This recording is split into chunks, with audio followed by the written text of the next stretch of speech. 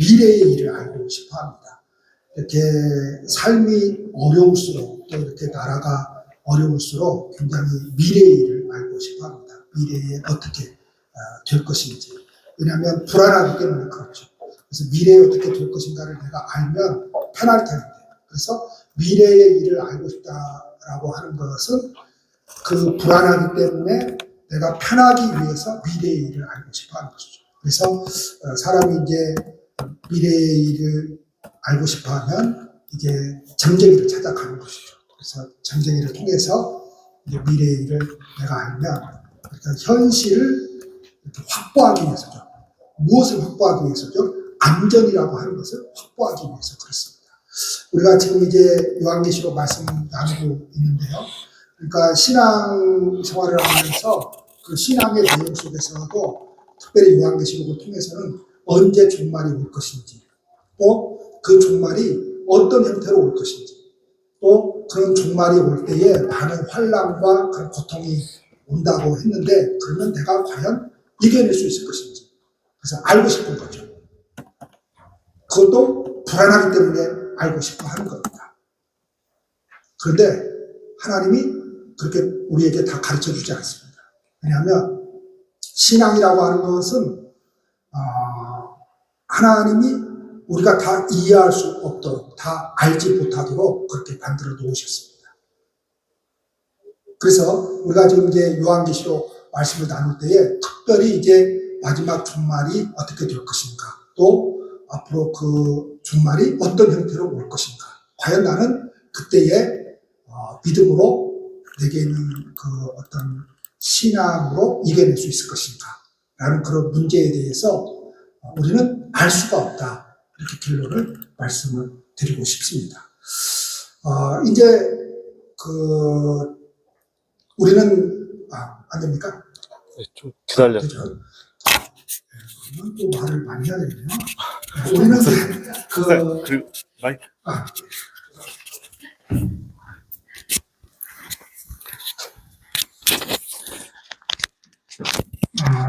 우리는 이제 조금 그 사계절이 뚜렷한 그런 이제 나라에서 살고 있지 않습니까? 우리 이제 전 세계 이제 세계 지도를 보면은 우리나라가 이렇게 북반구에 속해 있습니다. 북반구에 속해 있습니다. 북반구에 속했다라고 하는 것은 그 나라들이 추운 이제 지방이죠.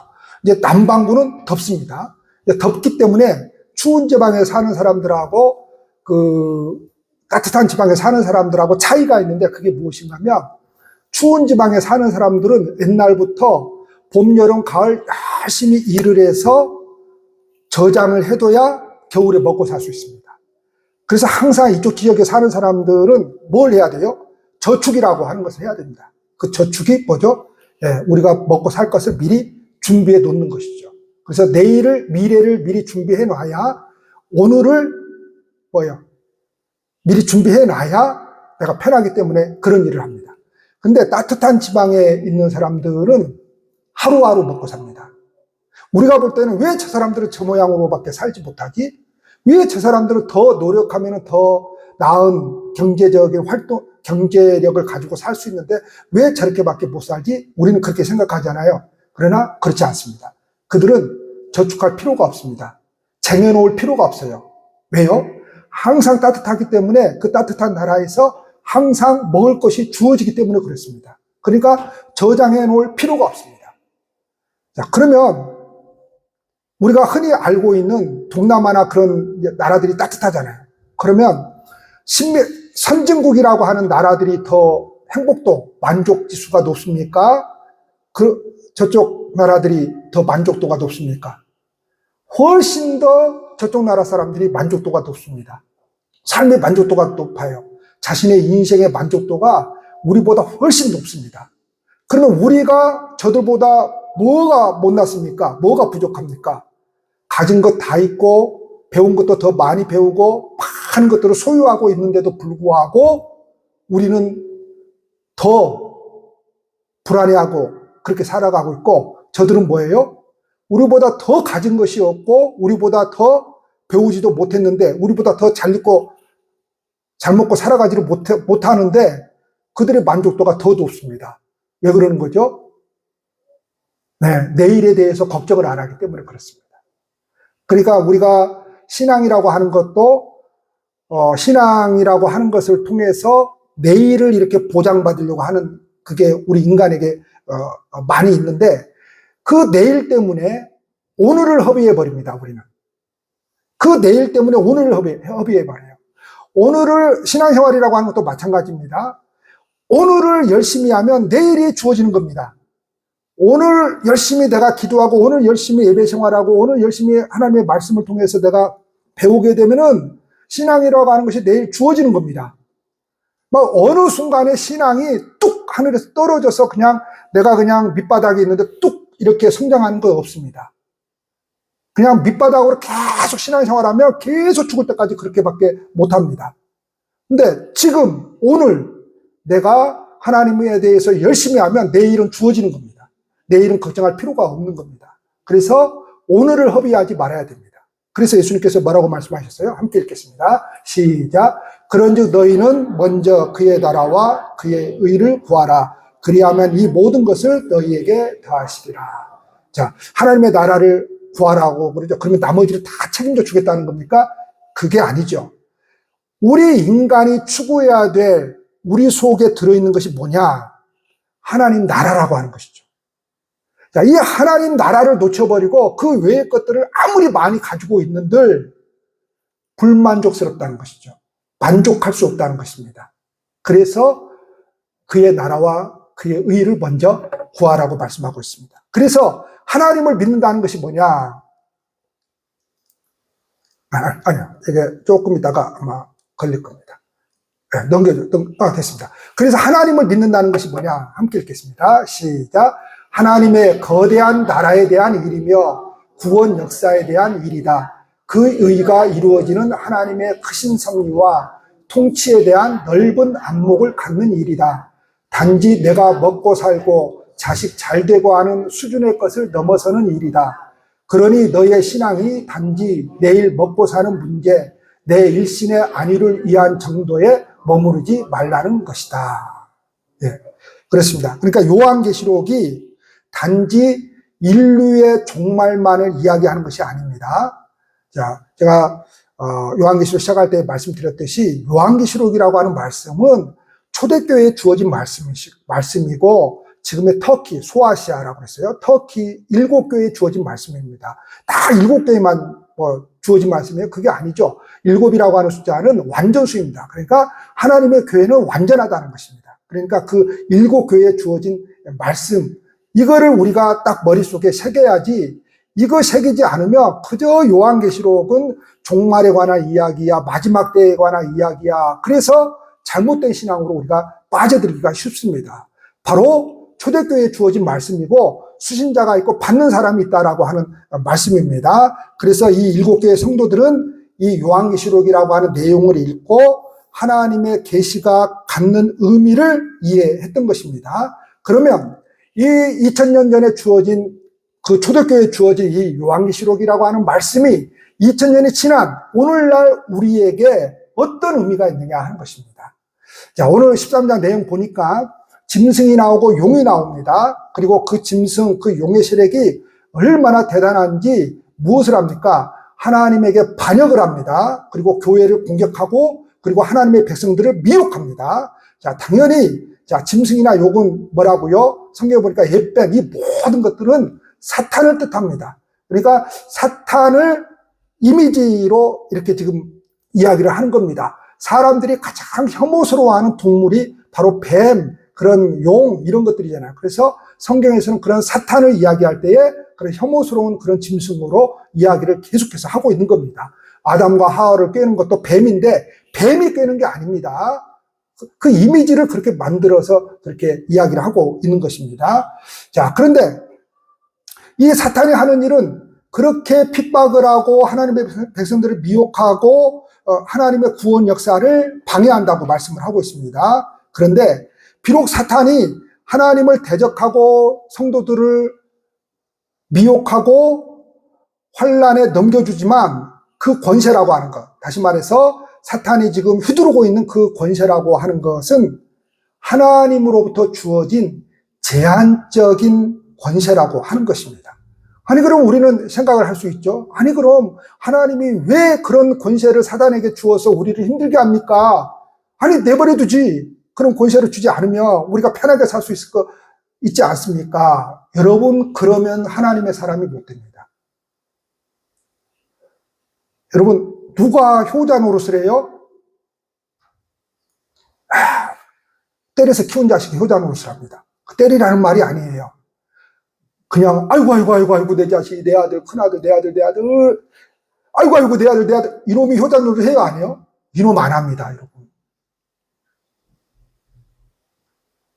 둘째도 손들어 보세요. 딸이 됐든 아들이 됐든. 제가 둘째. 네. 둘째들이 효도를 합니다.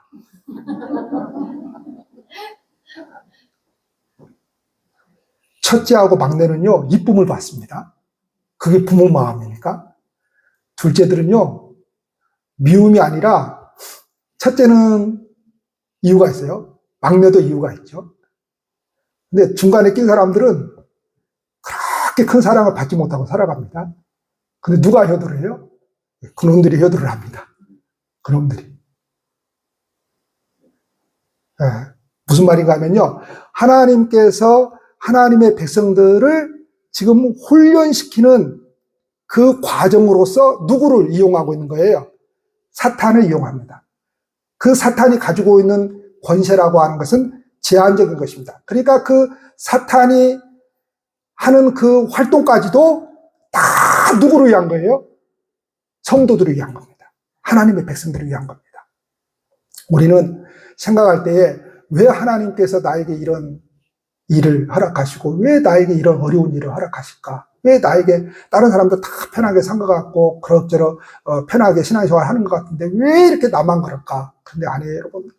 우리가 이야기 바빠서 교회 오면 예배드리고 돌아가기 바빠서 그러죠. 우리가 모임을 가지면서 다 이야기를 해보면요, 가정마다 사연 없는 가정이 없어요. 인생마다 사연 없는 인생이 없습니다. 다 영화 한 편씩 찍을 수 있습니다. 다 영화 한 편씩 만들 수 있습니다. 이야기를 해보면 그럽니다. 저 집사님은 편하게 살겠지. 저런 신랑 만나가지고 좋은 신랑 만나가지고 천만에 좋은 신랑인지 뭔지 살아봤습니까? 살아본 사람만 압니다. 안 살아본 사람은 절대 모릅니다. 네, 그렇습니다. 살아봐야 압니다. 살아봐야 알아요. 안 살아본 사람은 몰라요. 네. 근데 하나님이 그런 사탄에게 그런 권세를 주어서 우리를 시험하고 때로 유혹하고 때로 그렇게 그런 힘든 삶을 살아가게 하지만 그걸 통해서 우리를 만들어가고 있습니다. 어떻게요? 하나님의 순결한 신부로 만들어가고 있어요. 하나님의 순결한 신부로. 자, 사람은요, 언제 사람이 됩니까? 삶의 고난과 고통을 겪으면서 견뎌내면서 그래서 사람이 되는 겁니다. 그래서 사람이 성숙해지는 겁니다. 성숙이라고 하는 것은요, 비닐하우스 속에서 자라나는 게 성숙이 아니에요. 사람은요, 그냥 막 떼굴떼굴 그냥 인생사 그냥 그렇게 살아가면서 사람이 되는 거예요. 성숙해집니다. 성숙해집니다. 우리가 흔히 잘하는 말 있잖아요. 눈물의 빵을 먹어보지 않는 사람하고는 말도 하지 말아라. 내가 만든 말이에요. 그런 말이 있는데 내가 만든 말이에요. 이게 뭐예요? 눈물의 빵을 먹어보지 않는 사람들은 인생에 대해서 모릅니다. 이해를 못해요, 저 사람을. 네, 이해를 못한다니까요. 예수 믿으면 이래야지. 저 사람은 이해를 못해요. 고통이라고 하는 것을 이해도 못하고 실패라고 하는 것을 이해를 못해요. 그게 온전한 신앙, 좋은 신앙 같은데 그런 게 아닙니다. 그런 게 아닙니다. 제가요, 우리 아들 면접이 있어서 이제 어디 대학교로 이제 다녀왔어요. 그랬더니 이제 학부모 설명회도 같이 하더라고요. 면접 보는 시간에. 그래서 이제 그 교수님 이제 학교에 대해서 설명하고 그러는데 딱 들어오면 내버려 두라는 거예요. 요즘 애들이 연약하기 때문에 그냥 여기서 그냥 막 술도 먹이고 막 그러면서 실패도 하고 막 그러면서 그냥 내버려 두라는 거예요. 목사님 저는 어떻게 했습니까? 마음대로 해보라는 거예요. 그러니까 우리가 생각할 때는 막 실패도 없이 실수도 없이 그렇게 자라나야 그게 온전한 인생 같고, 신앙도 마찬가지예요. 실패 없이 그냥 잘 지키는 거, 그래야 좋은 신앙 같지만 절대 그렇지 않습니다. 그래서 하나님께서 사단에게 그 권세를 주셔서 사단이 우리에게 주는 많은 환난들이 있지만 그것이 다 뭐라는 거예요? 하나님께서 나를 만들어 가시는 그 사탄은 도구에 불과하다. 이렇게 지금 말씀을 하고 있는 것입니다. 자, 그래서 그리스도인의 삶이란 뭐냐?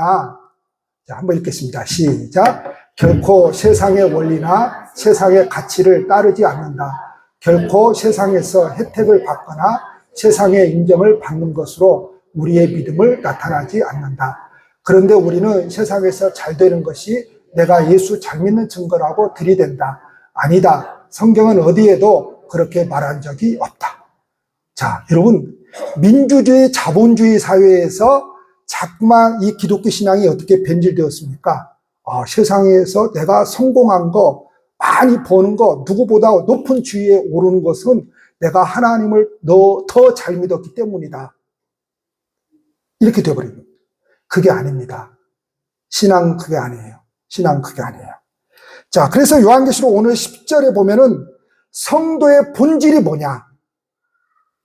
다르다는 겁니다. 자, 성도의 본질은 다르다.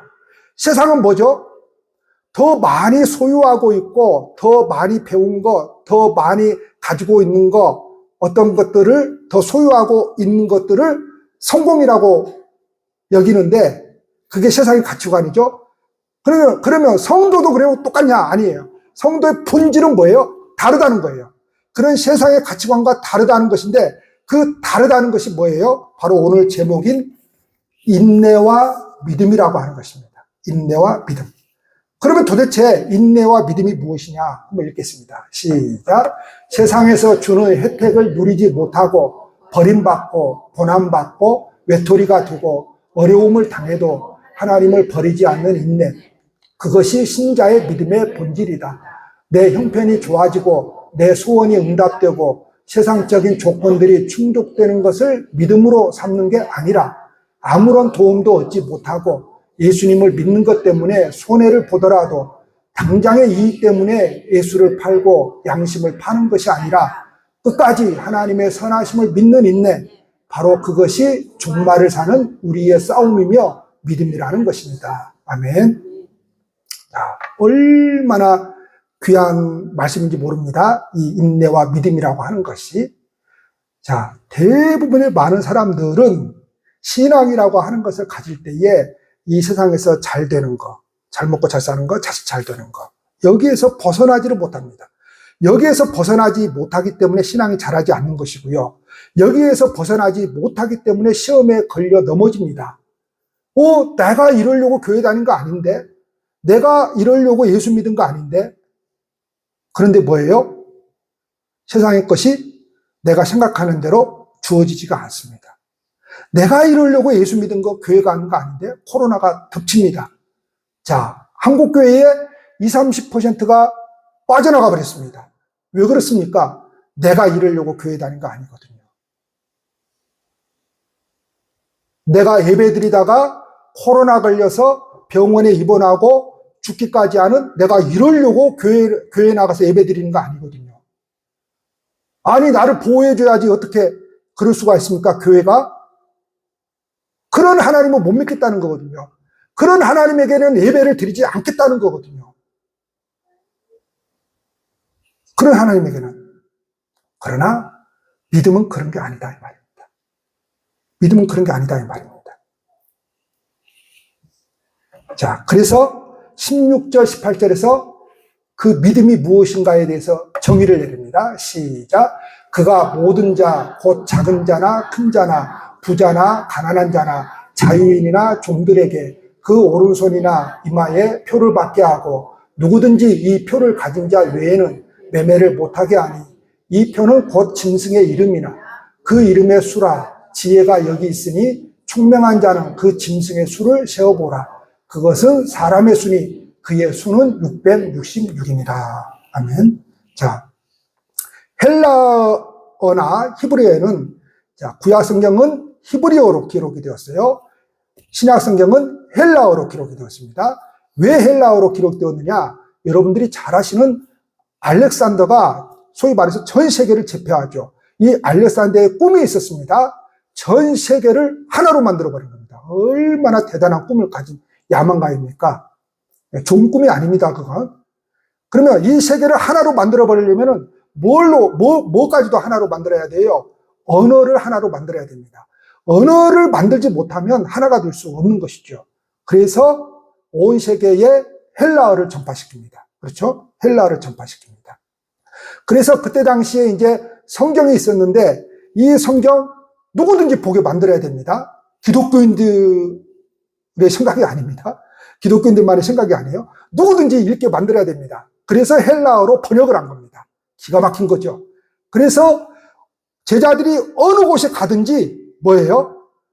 헬라어를 사용하고 있기 때문에 복음이 그렇게 급속도로 확산이 되어버린 겁니다. 이게 놀라운 겁니다. 자, 그런데 이게 이제 재밌는 것이 있어요.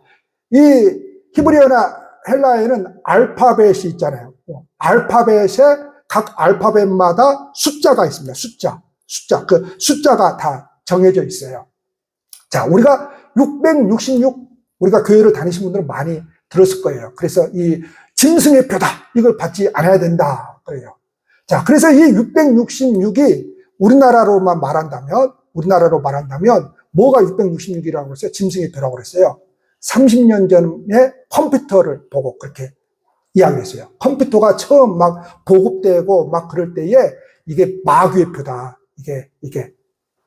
제가 서울 동서울교회 그 전전도사로 있을 때 우리 청년들이 저를 컴퓨터로 쓰라고 컴퓨터를 한 대 사가지고 왔더라고요. 그때는 컴퓨터가 어떻습니까? 막 무지하게 무겁고 무지하게 크고 이렇게 생겼죠.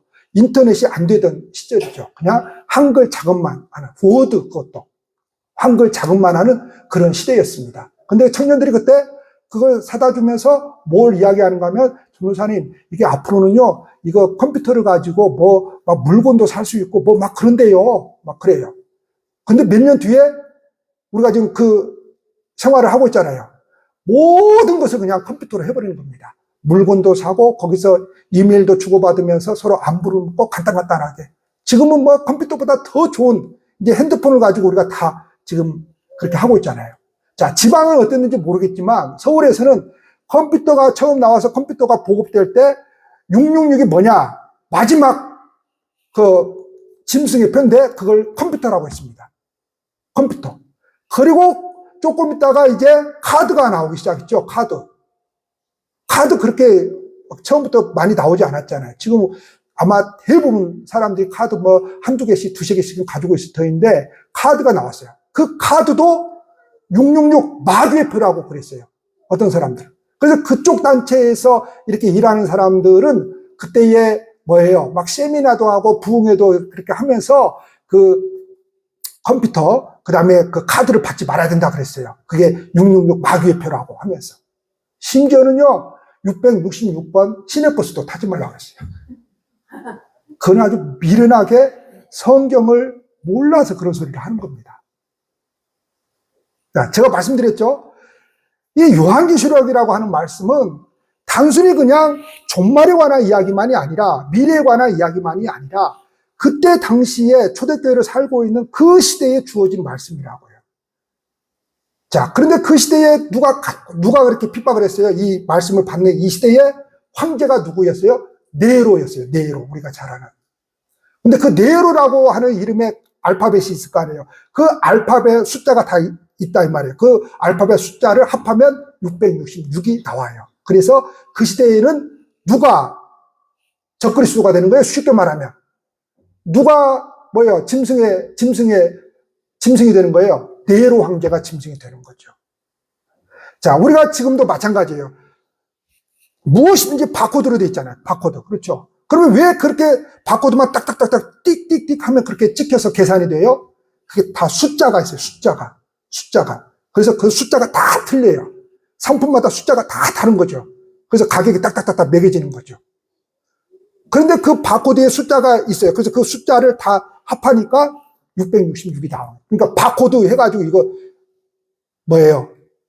그런 식으로 해가지고 그렇게 짐승의 표다 이런 식으로 한 거죠. 그렇지 않습니다. 물론 컴퓨터가 부정적인 면이 있죠. 어떤 면에서요? 뭐 이상한 거나 보나 막 보고 막 그런 것만 하면 부정적인 면이 있죠. 근데 컴퓨터를 통해서 얼마나 유익하게 사용합니까? 그러니까 그것을 또는 카드를 그런 식으로 무슨 뭐 짐승의 표다, 뭐 마지막 때에 일어날 일들이다 그런 식으로 보면은 안 된다 이 말을 지금 하는 겁니다. 다시 말해서 666이라고 하는 것은 어떤 특별한 숫자가 아니라 바로 그리스도인들은 그 시대에 다 알았어요. 근데 이거를 드러내놓고 네로 황제야 그러면 어떻게 되는 겁니까? 더 엄청난 핍박이 가해지는 것이죠. 더 많은 그리스도인들이 끌려가서 죽임을 당하는 것이죠. 이 네로라고 하는 사람이 얼마나 우리 전라도 말로 독살스러운 사람인가 하면요. 자기 생일날 기독교인들을 불태워 죽이면서 자기 생일 파티를 했거든요. 이게 말이 되는 겁니까? 기독교인들을 불태워 죽이면서 그걸 그 자기 잔칫날 생일 파티를 그렇게 한 거예요. 왜요? 로마의 큰 대화재 사건이 있었거든요. 그거를 이제 로마의 대화재 사건이 이러는데 네로가 정치적으로 이걸 타개해야 되잖아요. 근데 가장 그때에 뒤집어 씌우기 좋을 단체가 어디입니까? 집단이 기독교인들이죠. 왜냐하면 그 시대에는 사람들이 기독교에 대해서 잘 이해를 하지 못했기 때문에 기독교인들은 숨어서 막 혼숙을 한다. 그리고 애기들을 잡아가지고 살을 뜯어먹고 피를 나눠 먹는다. 이게 성찬식을 말하는 거거든요. 그러니까 세상 사람들이 기독교에 대해서 이해를 못하니까 전부 다 그런 식으로 잘못 알려졌거든요. 그러니까 뒤집어 씌우기 좋죠. 그래서 나중에 변증법이라고 하는 것이 생겨났어요. 변증. 뭐예요? 기독교에 대해서 올바로 사람들한테 알려야 되잖아요. 그러면 가장 사람들에게 올바른 방법을 가르쳐주는 방법이 뭐예요? 책을 쓰는 거죠.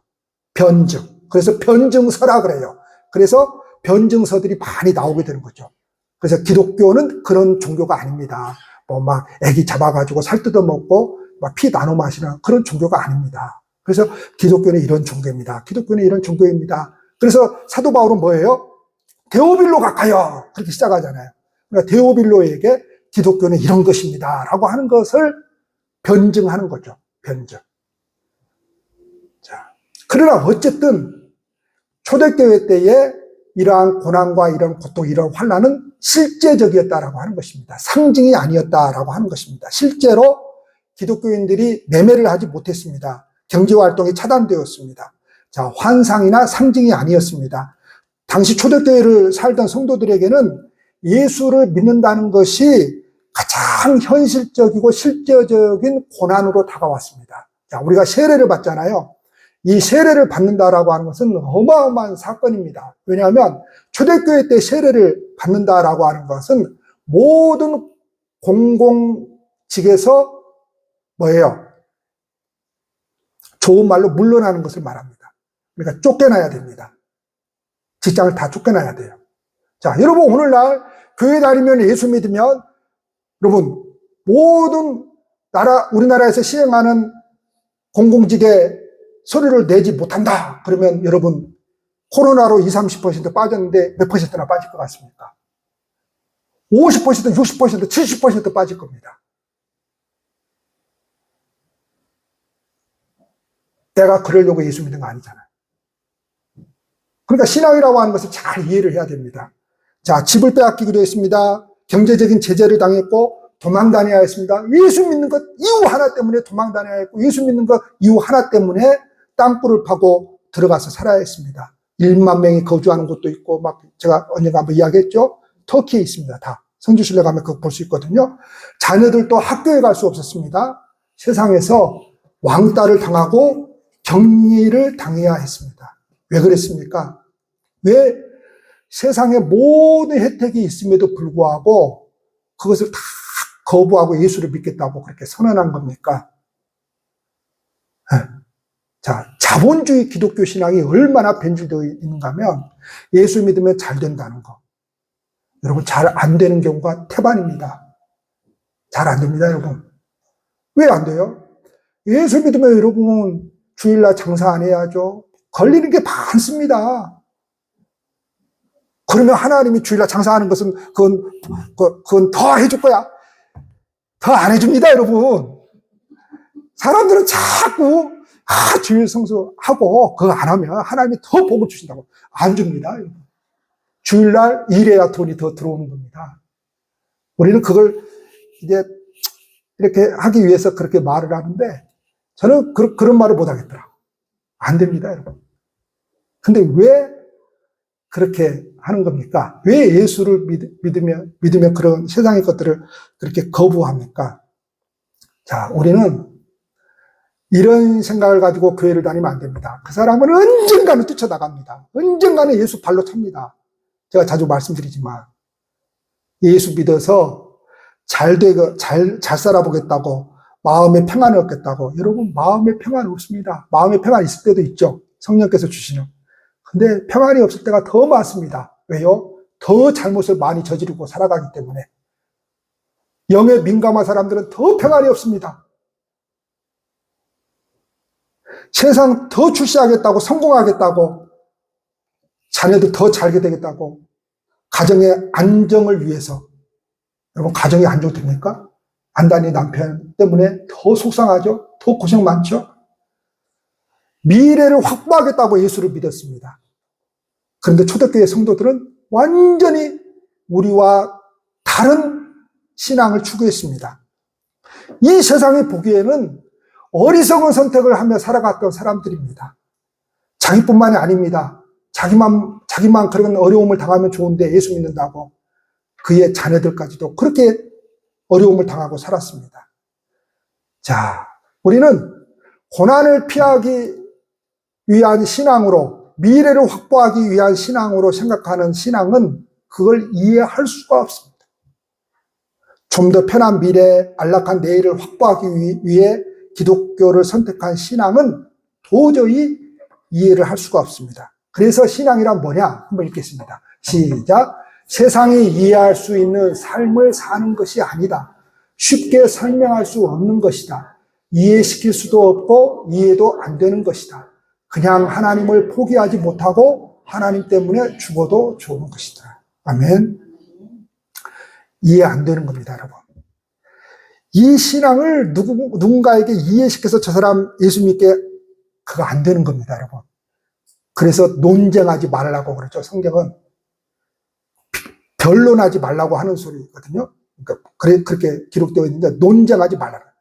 논쟁하면 우리가 이길 것 같습니까? 질 것 같습니까? 집니다, 여러분. 진다니까요. 논쟁하면. 자, 왜 우리가 질 수밖에 없느냐? 세상이라고 하는 것은, 사람이라고 하는 존재는 과학적이고 합리적인 것을 믿습니다. 근데 우리가 가지고 있는 이 기독교 신앙은 전혀 과학적이지 않습니다. 전혀 합리적이지 않습니다. 이게 말이 됩니까? 말로 그냥 천지를 창조해버렸다니. 말이 안 되잖아요. 증명도 안 되잖아요. 아니, 결혼도 안 한 동정녀에게서 사람이 태어나다. 이거 말이 됩니까?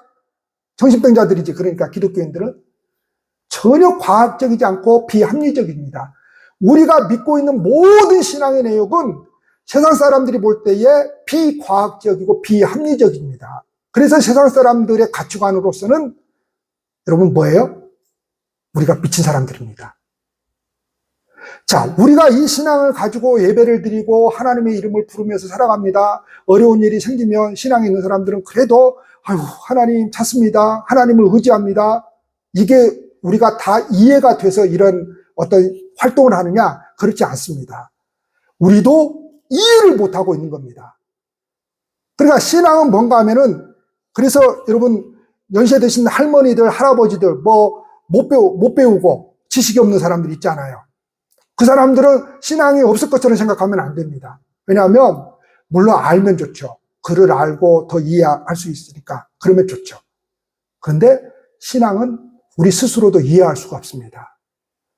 왜 내가 예배를 그렇게 목숨 걸고 드리고 살아가려고 노력하는지, 왜 내가 봉사하고 살아가는지, 왜 헌신하고 살아가는지 누가 나한테 시켜서 하는 거 아닌데 왜 내가 어떤 일들을 그렇게 하고 살아가는지 우리 스스로도 내가 하는 일을 내가 지금 걸어가고 있는 이 길을 이해할 수가 없습니다.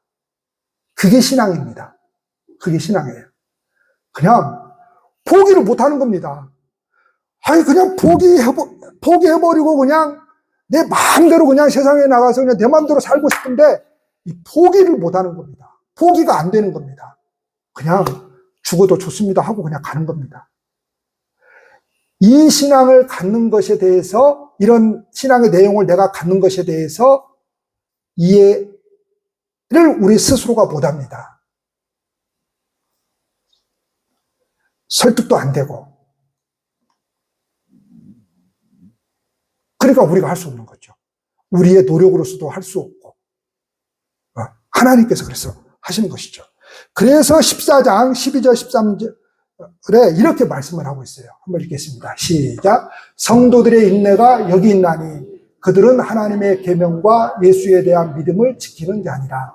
또 내가 들으니 하늘에서 음성이 나서 이르되 기록하라. 지금 이후로 주 안에서 죽는 자들은 복이 있도다 하시매 성령이 이르시되 그러하다. 그들이 수고를 그치고 쉬리니 이는 그들의 행한 일이 따름이라 하시더라. 아멘. 자, 성도들의 인내가 여기 있다는 거예요. 여러분, 이해할 수도 없고, 합리적으로, 과학적으로 증명도 안 되기 때문에 신앙에서 가장 중요한 게 인내입니다. 인내예요. 놀라운 겁니다. 알아버리면 인내할 필요가 없는 거거든요. 그거 이해가 되고 증명이 되면 이해할 필요가 없는 거거든요. 근데, 인내할 필요가 없는 거거든요. 근데, 모르기 때문에 인내가 여기서 필요하다는 거예요. 모르기 때문에. 왜 나에게 이런 환란이 오는지, 왜 이런 고통이 있는지, 몰라요. 분명한 것은, 하나님의 백성은 그 속에서 하나님께서 나를 만들어 가신다는 거예요. 그래서 인내가 필요하다는 거예요. 그래서 우리에게 오는 고난을 감내해야 돼요. 그것이 개인적인 것이 되었든지 무슨 초대교회처럼 우리나라 6.25 시대처럼 일제시대처럼 집단적인 그런 핍박이 되었든지 모든 상황 가운데서 고난을 감내해야 돼요. 그 고난을 감당하다 보면 더 성숙한 믿음으로 우리를 성숙시켜 주십니다. 그래서 인내함으로 이겨낸 성도들은 그 죽음까지도 마침내는 우리의 입술에서 우리의 그 신앙 고백이 뭘 터지게 만드느냐? 죽음까지도 복된 것이구나. 이걸 터지게 만드는 거예요. 이 고백을 만들어내는 거예요. 이 고백을. 인제사 온 사람들한테 예수 믿으면 죽음까지도 복된 것입니다. 지랄하고 있네 그러지. 근데 이 고백이 터지게 만드는 거예요. 예수 믿다가 죽는 것까지도 복된 것입니다. 우리 장로들은 그 정도, 목사 장로들은 그 정도 가지고 있어야 돼요. 이게 이해가 되고 합리적으로 설명이 되기 때문에 예수 믿다가 죽는 것도 복된 것입니다. 이게 아니고 이해가 안 돼요. 그런데 뭐예요? 딱 그게 있는 거예요. 이 길 가다가 죽는 것도 복된 것이다. 그 이후에는 뭘 쓴다는 거예요? 생명의 밸류관을 쓴다. 그리고 수고를 그치고. 여러분, 수고를 그친다는 것은 어떤 사람만 알 수 있는 거예요? 고난을 경험해 본 사람만 알 수 있는 거예요. 자, 여러분 보세요. 우리가 휴가를 가잖아요. 휴가는요, 노는 사람들에게는요, 고통입니다. 맨날 노는데 또 휴가 가라고 줘보세요. 사람 미칠 노릇입니다. 근데 어떤 사람에게 휴가가 너무 내게 좋다는 거예요. 일하는 사람에게죠.